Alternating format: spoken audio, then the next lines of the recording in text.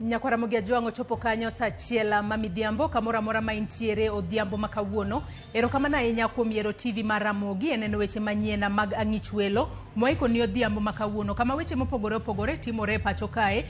Mano jatenda kanisa mano mar jokopere okwayo sirikal mar Kenya Kwanza kata seyo sirikal mar Kenya Kwanza kuom koso nyiso jo Kenya kaluore kod chenro mopogore opogore magisebedo ka gitimo. To kopogore kod mano Nyakwara Ramogi Ajwang' wang'eyo ni ogai mano mar duond bura mar ODM Raila Odinga olap dhoge ndong' ne komno mar jakom riwruok mag pinje mag Afrika. To gie sani Nyakwara Ramogi Ajwang' ne entiere pinyno mar Ethiopia mane boma mar Addis Ababa e pinyno mar Ethiopia kama bende odhi lero moko kuom chenro ma entiere godo ne pinje mag Afrika kaponi oyiere kata oyombo e kom mar jakom mar riwruok mag pinje mag Afrika. Gie thuolo ni Nyakwara Ramogi Ajwang' Raila Odinga loso ka entiere pinyno mar Addis Ababa. Wawinjane kaka oloso matin gi sani eka wadhi mbele kod weche manyien mag ang'ich welo. The Central African Power Pool, the West African Power Pool, and the North. And you can interconnect these power pools and bring down the cost of energy to what is acceptable universally. In some places in the continent, like if you go to the Gambia, the cost of electricity is 38 US cents per unit. What can you do with that? In some places, it is 4 US cents per unit.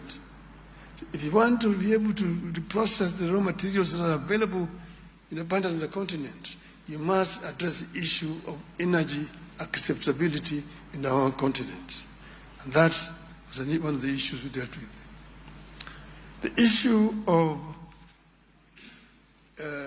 high-speed connectivity, fiber optics, was another one, to connect all the African capitals so that communication can become much easier and faster and give our people access to the internet.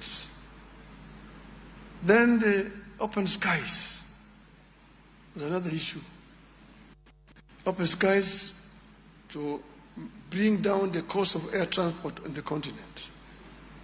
Africa is huge, and the infrastructure down on the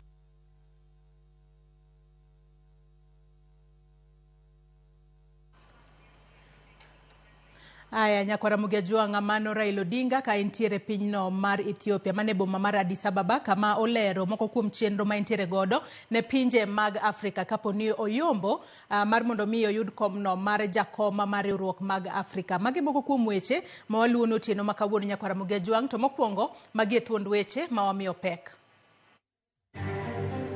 Our leaders are thinking way too much about their image and about their future, and not thinking about the image of the poor, the needy, the miserable. Bishop Anthony Muheria makanisa mar Kopere oseyo piny owacho mar Kenya Kwanza kuom jwang'o jo Kenya.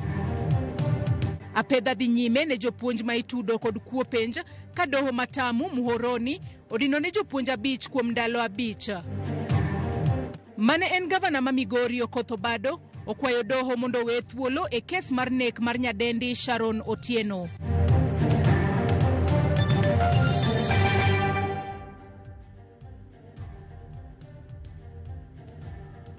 Nyakwara Ramogi Ajwang' mago ka achiel kod mamoko mathoth e yor adimba arwaki mar mondo mi bed kodwa nyaka e giko mar weche manyien mag ang'ich welo otieno makawuono. Nyinga Joyce Oduor, antiere kae kod jaloko marwa Wilson Ochuka.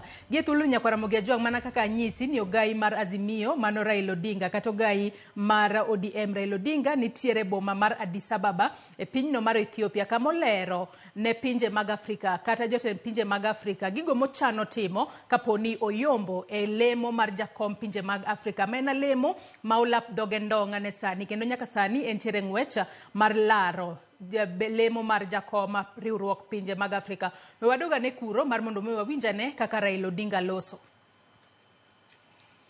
The low-hanging fruits.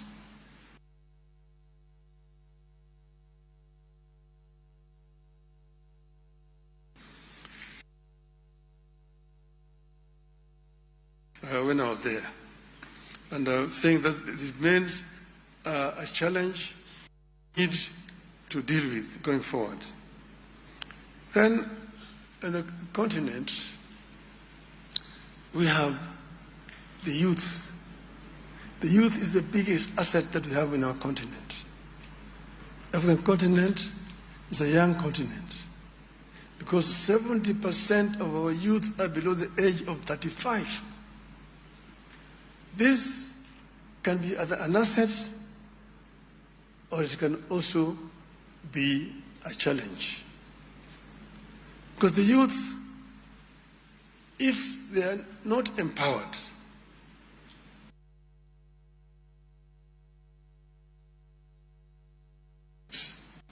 they become a drag on the economy. But if they're empowered with skills,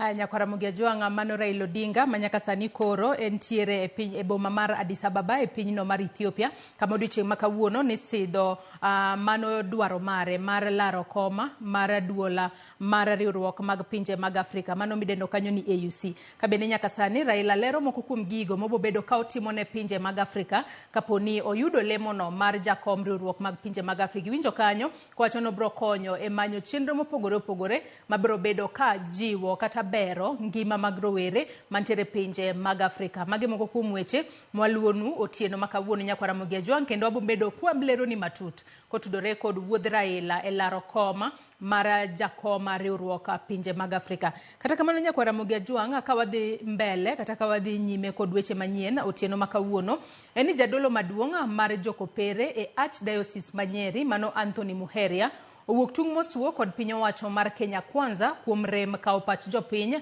motelo ne chako chenro mage.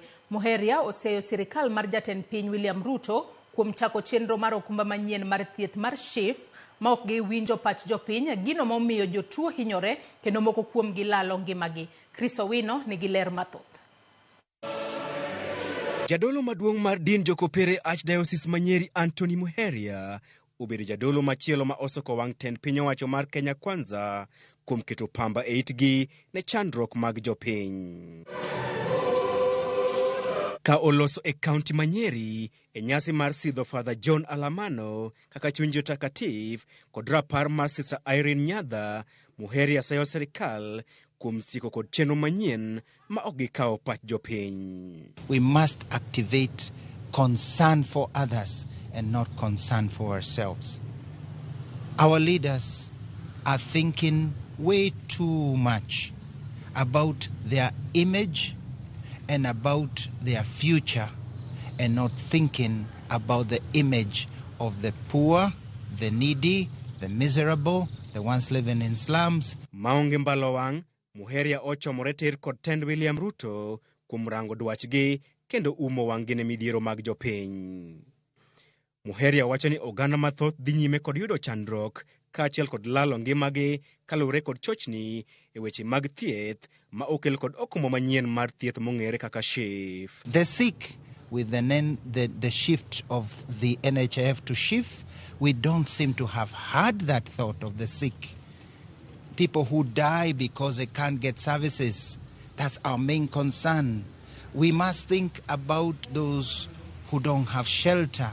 We must think about those who are mourning their lost ones. Weche mag Muheria biro bang' thoth jotuo e gwenge mopogore opogore ma pacho kae rem yudo thieth osuptende mage kaluwore kod ng'ikruok e chenro mar daro nonro mag jotuo kowuok e okumo machon mar NHIF nyaka kumo manyien mar SHIF. Great in the world and in the church.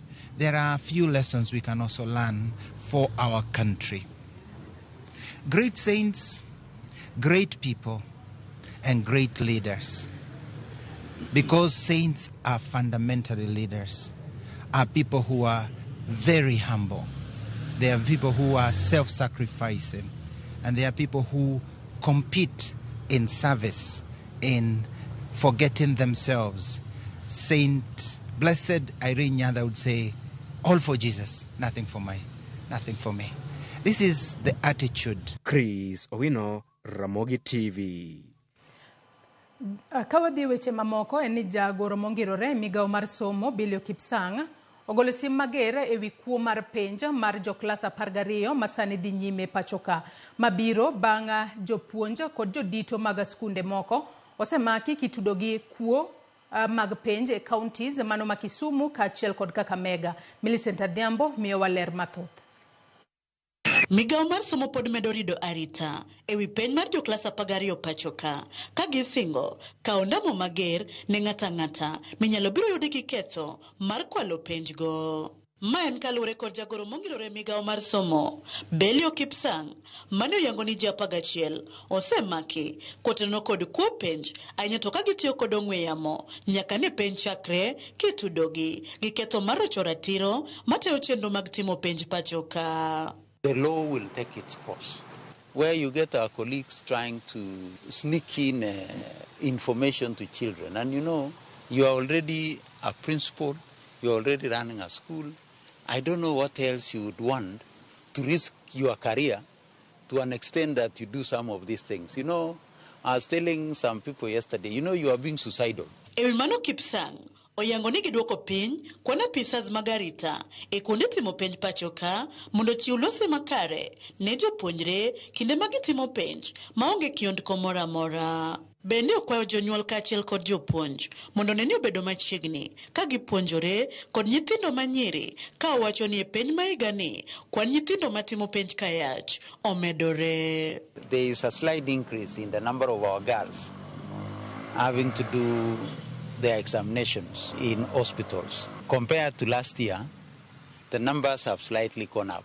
I want to urge our parents, let's engage more with our children so that we can protect them against these situations, that we expose them to teenage pregnancies and such other challenges. I want to also urge us as teachers that we become more of the parents and counseling our young ones so that we can also protect them. Magitimore kinde mae county ma Kisumu, jopuonja beach, e skul ji giwegi, mamenara, ne ochopi e nyim doho kawuono, bang' yudogi gi ketho mar goyo picha, kendo keyo otese mag penj. Jopuonjgo moting'o jatito mar kar timo penjgo, jatend jorit penj, kod jorit penj 3, nomaki ka nigi picha mag penj mar Kiswahili gi chemistry e simbegi mag ong'we yamo kane ochopgi e nyim jang'ad buche Amos Kiprop madoho matamu ei Muoroni. Jang'ad buche Amos bang'e nochiko mondo achijego geng'negi e tisendo bila matamu kuom ndalo 5 kapod itimo nonro matut ewi wachno. Kae kaunti ma Kakamega bende jodito mag penj 6 ne omaki kaliekore ni achiel kuomgi ne ogoyo tas penj picha kendo keyo mbui mar Facebook. Kalore kod kamishona mar kaunti no Mwangi Meru mani oloso e yor ong'we yamo olero ni girito mar yudo duoko mawuok kuom okwach kich ewi wachno kosingo ni ondamo mar chik ibiro kaw ne ng'ata mibiro yudi gi ketho makamano. Bende komachielo, japuonjre manyako ma jaklas 12 e skund sekondar ma Bishop Okumu mayudore Nyakach ne otimo penj mare kane en od thieth ma Nyabondo Mission bang' konyore otieno mane piny orugodo kawuono ka apisas mag thieth wacho ni ngimane ni kama ber. E sama pedha pod iketo mar goyo rondo joma diro chenro mag timo penj mar KCSE maigani, migao mar somo geno ni penjgo ibiro tim marume yo mar adier maonge kiawa. Millicent Adhiambo, Ramogi TV. To kapod wantiere weche motudore kod somo en sirikal ma pachoka osingo mar keto chenro makare mar neno ni jopuonjre mawuok e grade 8 kadhi e grade 9 dwe mar 1 higa manyien odhi mbele kod somgi e yo maber maonge chochni mora mora. Kaluwore kod jalup jatend jotije mag sirikal Eliud Owalo, sirikal osetieko chano chenro mar gero kilese 16,000 e skunde mopogore opogore e pachoka ma jopuonjre madonjo e grade 9 biro bedo ka some higa manyien. Owalo bende owacho ni sirikal chano tieko midhiero mar nok mar jopuonj kama duol mandiko jopuonje tich TAC biro ndiko e yo maongirore jopuonje 14,000 mosebedo ka puonjo kaka interns ka japuonj momoko 20,000 bende ibiro ndike tich. Tell the community who are also special. The government is doing its best to ensure that the transition from standard 8 to 9 at primary school level is facilitated. We need about an additional 16,000 classrooms, and the government has put in place mechanisms, financial facilitation, to ensure that as at January 2025, we are going to have an additional 16,000 classrooms spread evenly all over the country. We are aware that we have been having a shortage of teachers, and that is why the government has again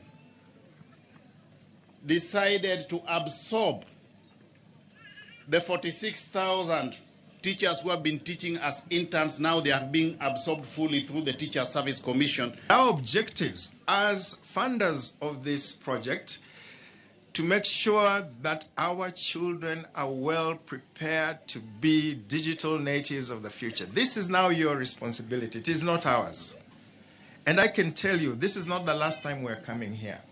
We want to come here and to make sure that facilities that we've offered are delivering to our expectations. So I can guarantee you, this is not the last time we're handing over, but we'll be constant visitors here.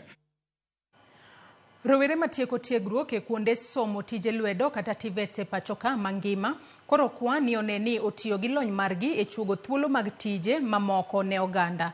Ma en ote mane ochiw kod jalup jatatije kabad migao mar TVET e Thurka Dr. William Osawa Ota mane olero ni rowerego ni e thuolo makare mar neno ne loko chenro mag dongruok e pachoka. Dr. Osawa ne owuoyo e nyasi mar sidho gudu ne rowere ma oheo 200 mane otieko tiegruok e kar thieth ma Nairobi West, buore Nairobi ka.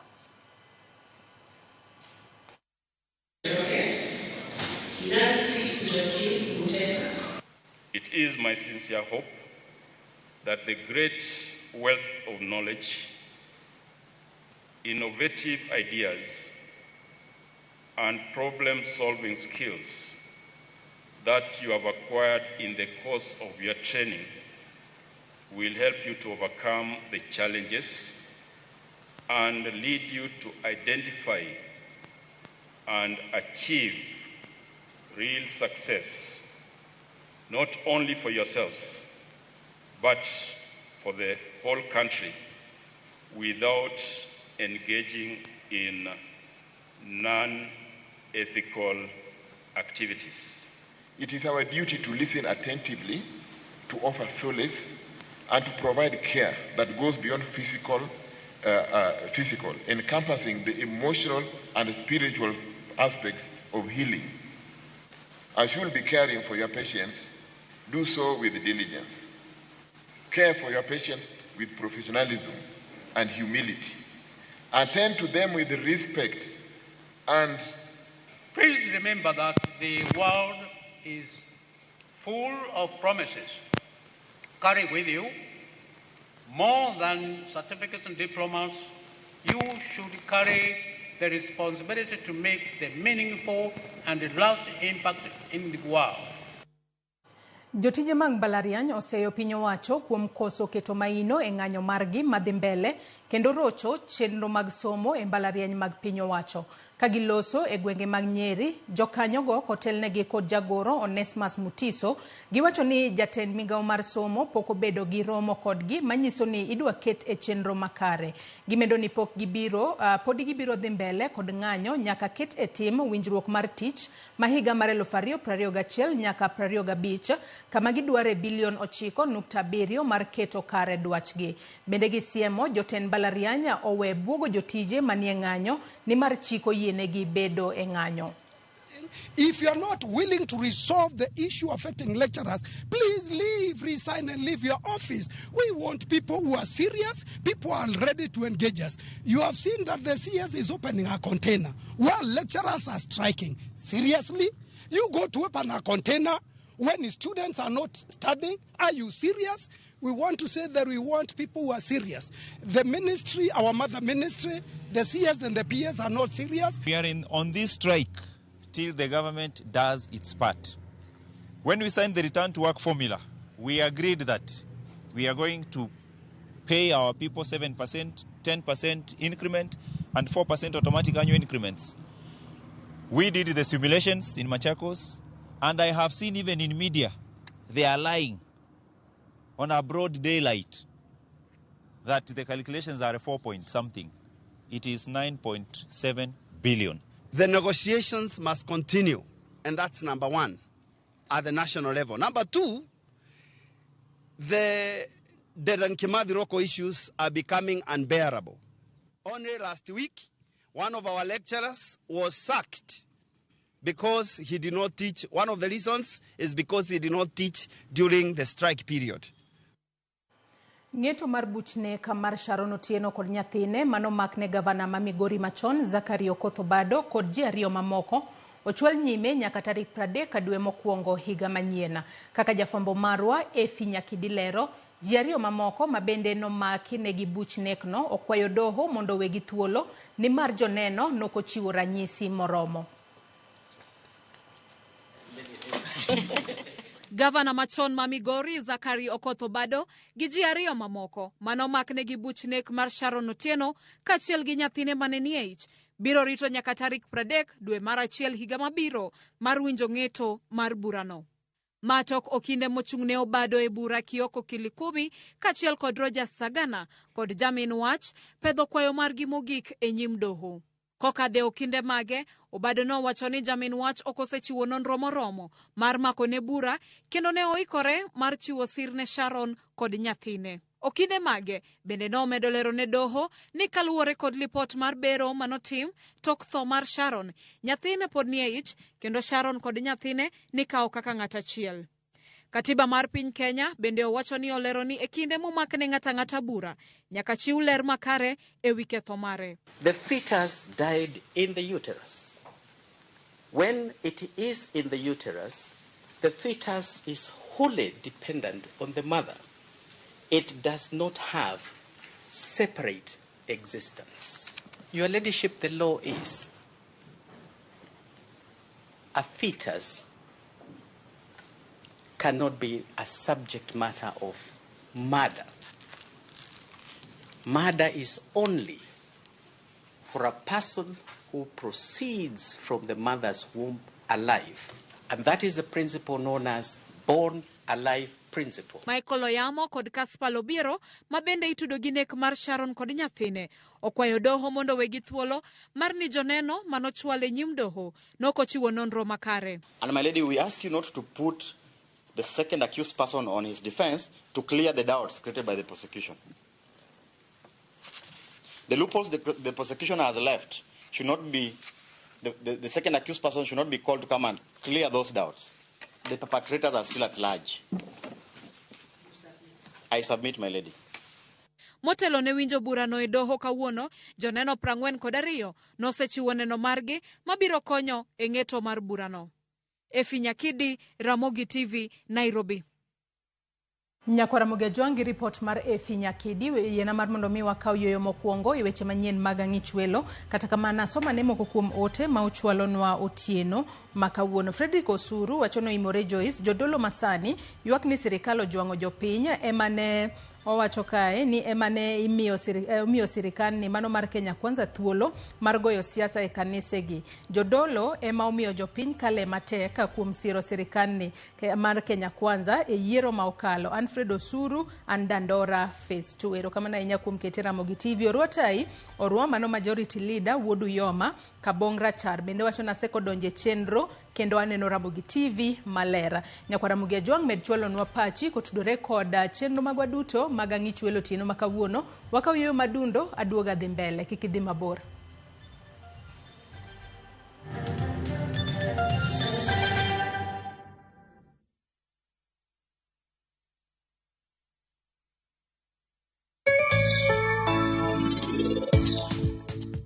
Nikech an ang'eyo nyakono maber ahinya. Nikech en ok oyie gi donjo e dalani, to bende en ok orwako anyuolawa ni kata matin kaka mare. Waya, kik ibed gi buok. Let's open big doors that harbor progress. In all the places that we are.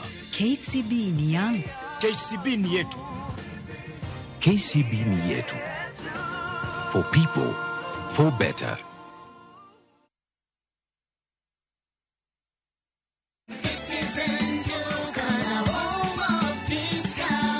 Najua unapanga kwenda shopping. Citizen Duka na Quickmart inakuletea ofa mpya ya mama mpenzi. For only 1,765 shillings unapata unga ya ugali ya 2 kg at 109 bob, unga ya chapati 2 kg at 149 bob, mchele ya basmati 2 kg at 649 bob, sukari 2 kg at 279 bob, mafuta ya kupika 2 liters at 539 bob. Hizi zote ni less than 2,000 shillings, meaning una save 332 shillings ukitumia Citizen Duka. Piga *487*5#. Chagua Quickmart, then chagua mama mpenzi. Lipa na utapata message ya kwenda kuchukua package yako kwa Citizen Duka counter ya any Quickmart supermarket karibu na wewe. Citizen Duka, the home of discount. We asked the children, how many of you brushed this morning? And this little boy, his hand didn't go up. And I said, well, why didn't you brush this morning? He said, my brother was using the toothbrush. If I'd waited for him, I would have been late for school. I'm sorry, I get a bit emotional when it comes to that. To be able to change a child's life, to be able to bring back that confidence about their smile, for me, is phenomenal.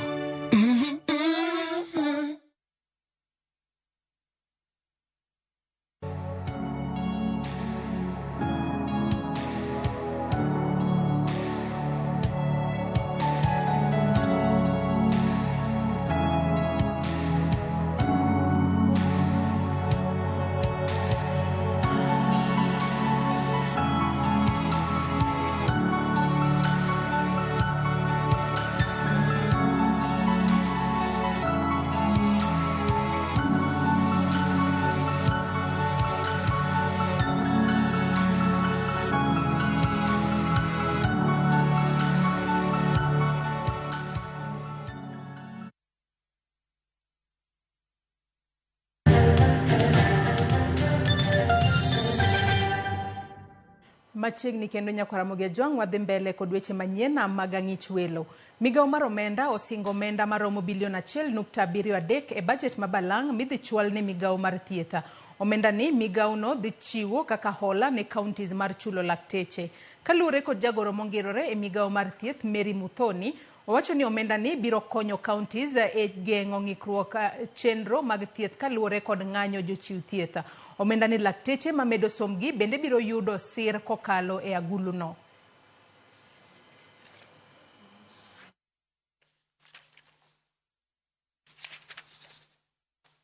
And I want to report confidently that we have budgets for the interns this year, and we will be paying where there is no contention. And I believe we are not going to have any contention. So the interns that are in the field who have been working for months on end will be paid, and we are processing their payments so that we are able to move away from that again.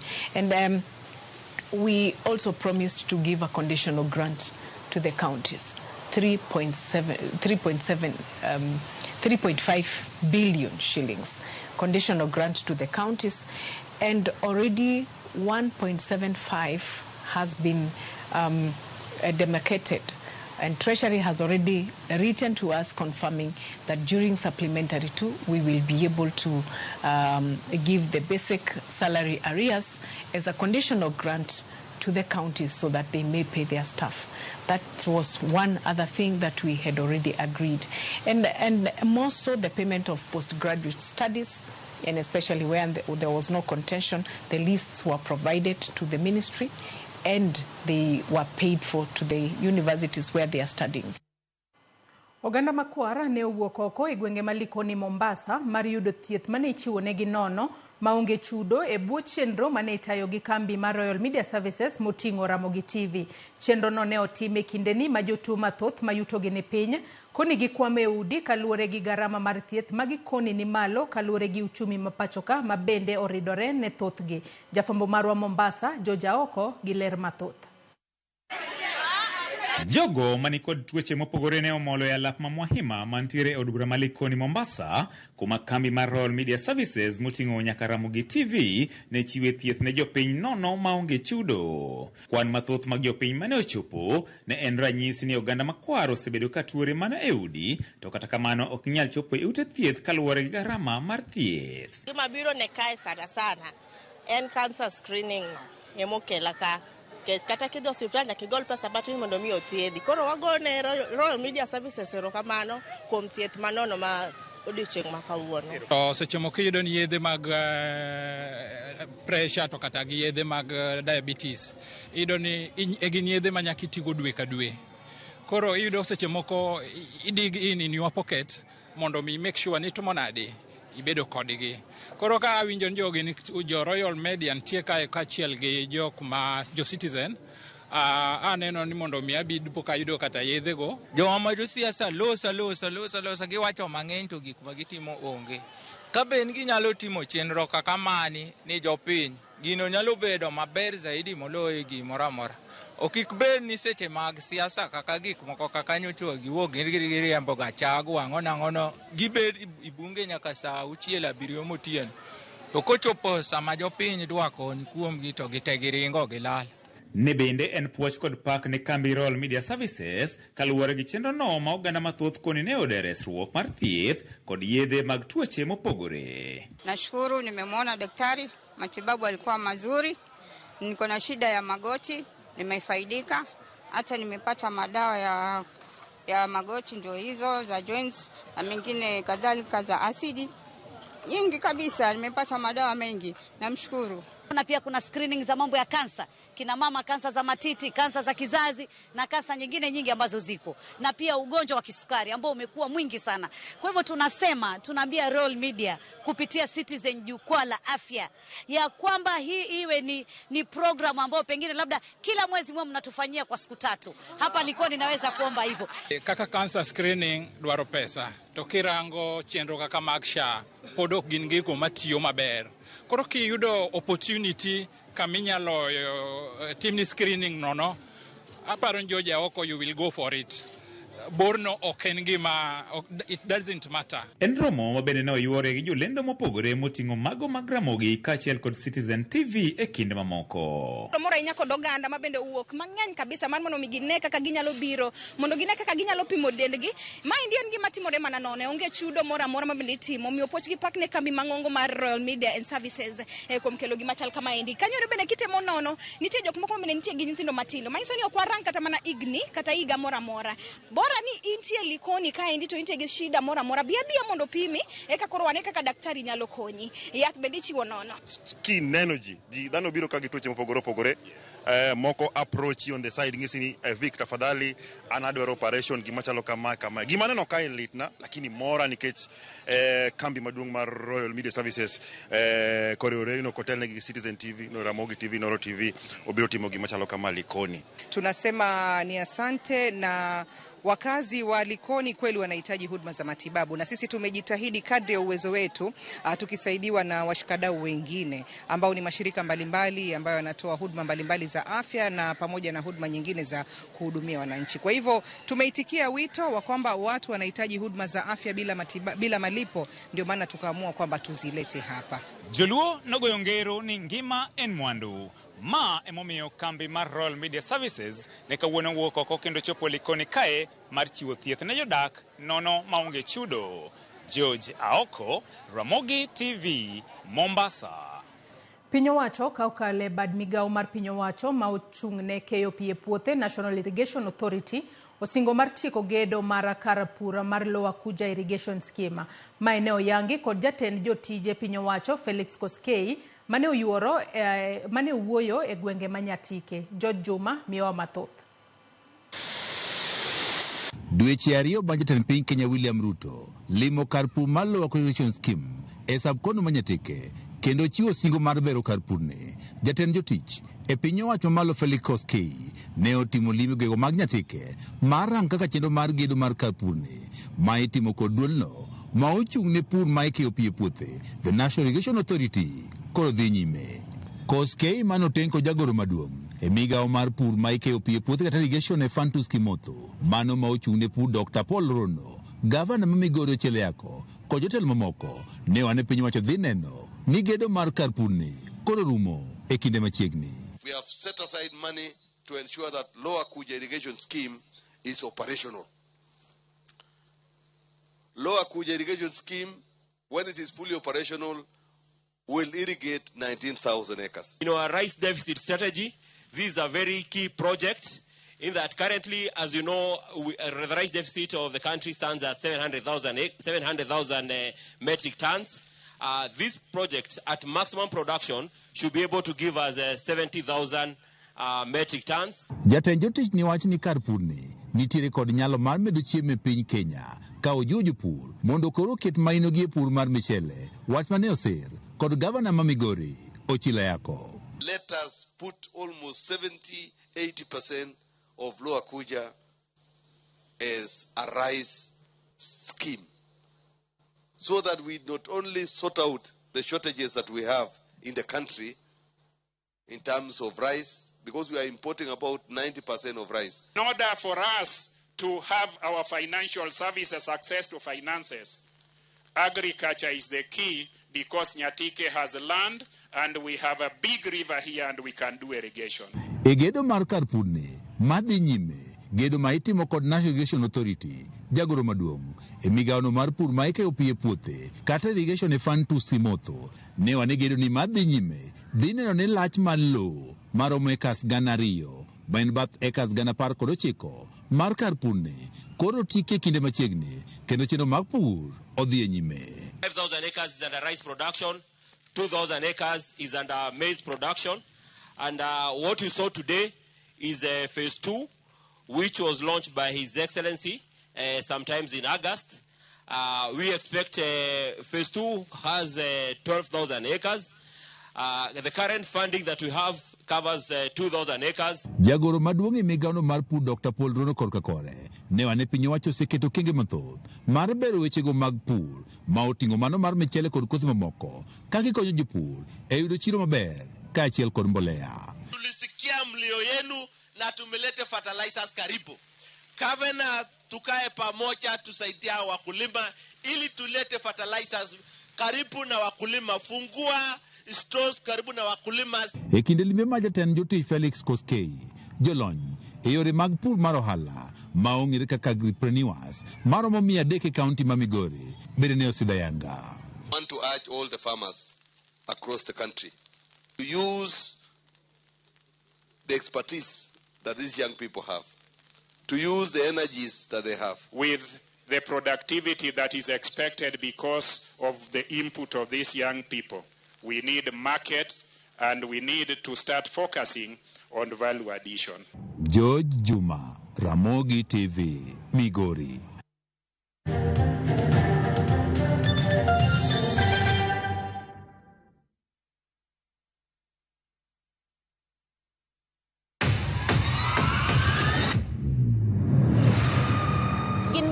makelo dongruok mopogore opogore. Don't speak on our issues as women. Let us be the one to speak. Kaka gikete ratil, familia kod tijegi.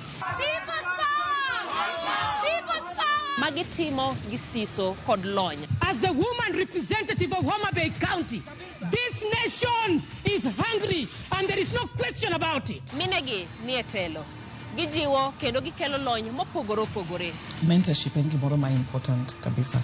Mano konyo ji kendo miyo ji bet gi positive attitude. Gimiyo lony margi kanyakla kod yudo duoko ne chandruoge duto magikale. We want leaders to be fair to the nation. To emine wacho sigand miyo kamiyo ogen. Mine wacho ngeso ka ngeso kod jailieta.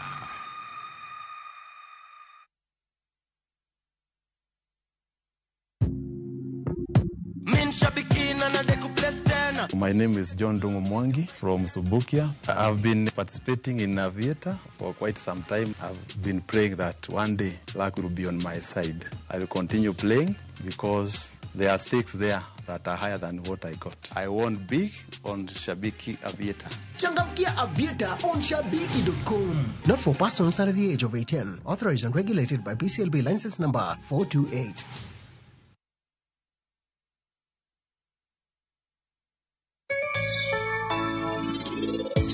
ingene jaduong achich kodi koro ka jaduong ba jensa toddler wan wede wako landi bwana wan wede walando osiep nyalo konyi molo wat kata an sani remba weya. Are you jealous? Are you suspecting me of something? Poka chako koro kadwa leo chunyi maber osechare ga benga koro iduogo kendi biro kendi koro idware donge Donge ubiro kata tuo monyuka kende kata bang' kasenyise ni mondo ritin mi biol ne nyuka to olo tamore.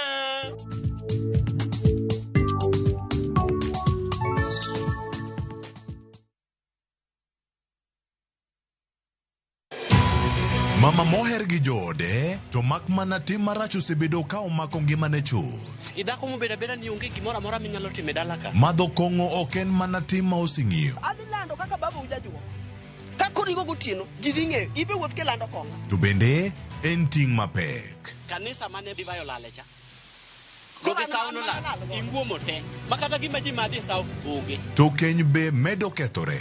chal ka gimo ka jaoda ema koro loko chako loko nyieke dala ka Be joodno biro tonye masirano? Sama geno chalo mana gima ni mabor. konga minene lando abadwa lando ka nyaka nyocha tambra mako Ne ting' mapek. Ewi Nam Cinema. Jumapil, saa 2 kod saa 4 otieno, mana e Ramogi TV. Kik bai.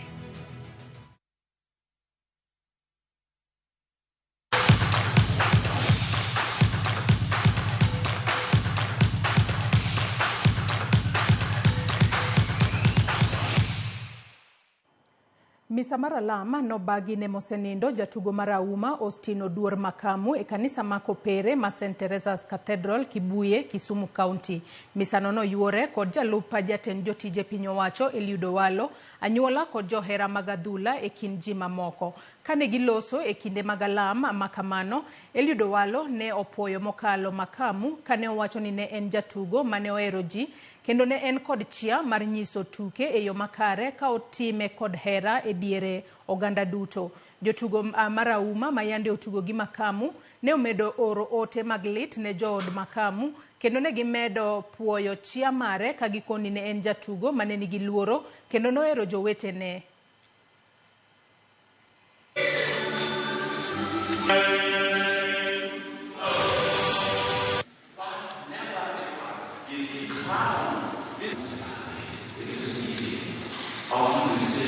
Thinking about my dad as an eldest son, the only thing I can say is I'm proud. I'm really proud. You know, as a role model for us, the boys, and as a point of reference for my sisters. Austin was a good person to almost everybody that he interacted with. That's why you can see this multitude of people here. So the viewing is currently going on. From here, we will proceed to Makunga village in Kakamega County, where the body will lie in state overnight ahead of the burial tomorrow. Nodi chieng mar kuyo kabisa mwawito wuoyi malich kaka jogor wawito Austin ng'at mane lich ahinya e leadership, ne en disciplined captain mokwongo kao okelo kombe maduong' mar Afrika e Kenya ka, both omiyo jogor nigi kuyo miwuoro. Doma malo e kaunti ma Kitui ochungo kuom kinde yiero mag counties mag riwruok matayo tuke adhula pachoka mane ochana ni biro timore odiochieng' makinya. Do ochungo yiero makamano nyaka winj bura mane ochwal e nyime gi riwruok moro mong'ere kaka Kenya Football Association mane ochwalo ng'ura margi ni gin e riwruok ma onego ta chenro mag yiero e riwruok mar FKF. E burano, riwruok mar KFA wacho ni duol mane ochuogi mar tayo yiero mar FKF pod oluore gi chike mag Sports Act mamiyo gi ok ginyal timo yiero ma ochan tarik 7 dwe mar 12 higani. Do biro winjo burano chieng' tarik 2 mabiro.